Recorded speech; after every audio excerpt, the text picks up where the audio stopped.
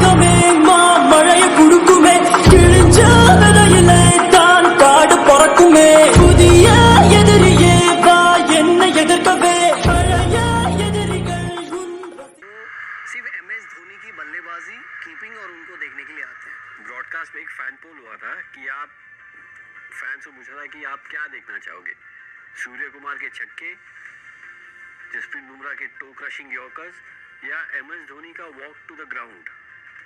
71% ने कहा MS धोनी का वॉक टू द ग्राउंड। இது தளபதி